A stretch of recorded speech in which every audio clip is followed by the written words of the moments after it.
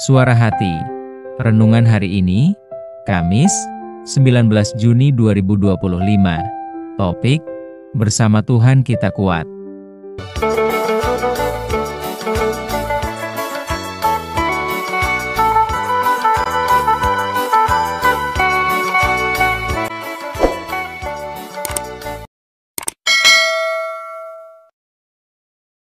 Nas renungan kita hari ini, Efesus 6 ayat 10, 11 dan 12.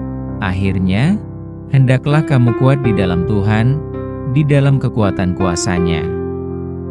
Kenakanlah seluruh perlengkapan senjata Allah, supaya kamu dapat bertahan melawan tipu muslihat iblis, karena perjuangan kita bukanlah melawan darah dan daging, tetapi melawan pemerintah-pemerintah, melawan penguasa-penguasa, melawan penghulu-penghulu dunia yang gelap ini, melawan roh-roh jahat di udara. Setiap orang berkeinginan menjadi kuat. Secara kasat mata, menjadi kuat itu bukan berarti tidak pernah menjadi lemah. Demikianlah keadaan manusia di dunia ini. Sebagai umat Tuhan, dalam keadaan apapun kita harus dapat berdiri teguh dan tidak mudah goyah. Karena kekuatan hidup kita hanyalah di dalam Yesus, sebab hanya Dialah sumber hidup kita. Jangan menjadi lemah saat mengalami masalah, sebab segala perkara dapat kita tanggung di dalam Dia yang memberi kita kekuatan. Secara fisik dan rohani, untuk menjadi kuat, tidaklah mudah.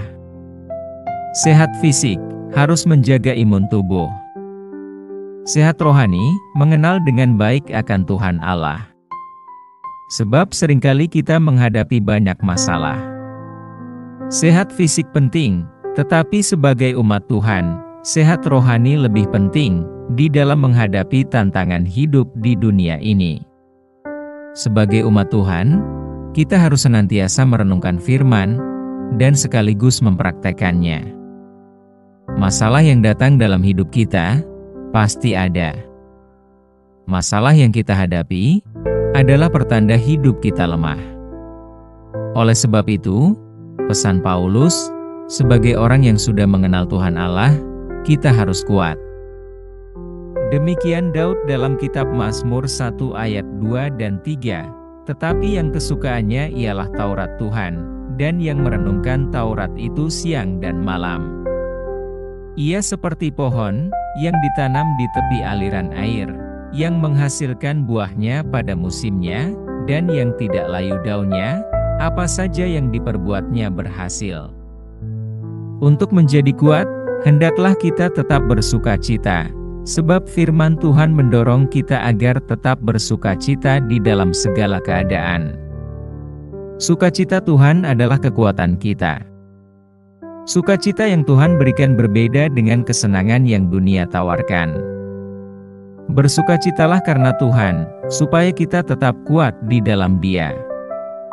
Selain itu, kita wajib memiliki pengharapan di dalam Tuhan, sebab pengharapan di dalam Tuhan tidak pernah mengecewakan, sehingga kita akan dikuatkan. Mungkin kita bertanya, bagaimana menjadi kekuatan di dalam Tuhan? Jawabannya, renungkan firman Tuhan, sebab di sana ada perlengkapan perisai dari Allah kita, dalam Efesus 6, 11, 17. Dengan mengenakan perlengkapan yang disediakan Tuhan, kita pasti dapat bertahan untuk mendapatkan kemenangan.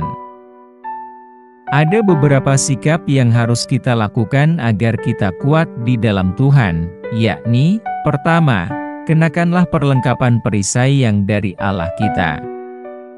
Kedua, rendah hati. Tuhan lebih menyukai orang yang rendah hati. Sebab, sifat rendah hati lebih menerima firman Tuhan, dan kepada mereka senjata Tuhan Allah diberikan. Ketiga, siap berperang.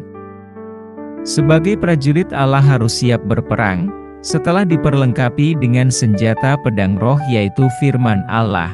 Efesus 6 ayat 17. Betapapun panasnya api tantangan dan masalah yang kita hadapi, kita harus tetap berada di dalam tangan Tuhan. Itu sebabnya jangan mudah menyerah terhadap nasib. Jangan lagi mengandalkan kekuatan atau kepandaian diri sendiri, tetapi berubahlah dan bersandarlah kepadanya.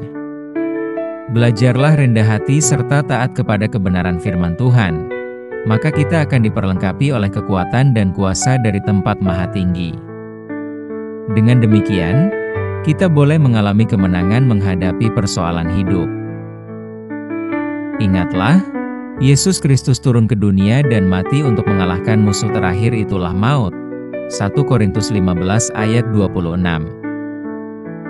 Jika musuh terakhir sudah dibinasakan, apakah artinya persoalan kita? Masihkah kita khawatir akan kehidupan kita? Tentu tidak. Kita menjadi kuat dan diberi kuasa dan kemenangan di dalam Tuhan, sehingga kita mampu mengagungkan dan memuliakan Dia selama-lamanya. Oleh karena itu, jadilah kuat di dalam Tuhan, agar kita mendapat kemenangan. Amin. Topik doa kita hari ini, yaitu kepada saudara kita yang selalu pasrah dengan keadaan. Salam sehat saudaraku, Tuhan Yesus memberkati kita.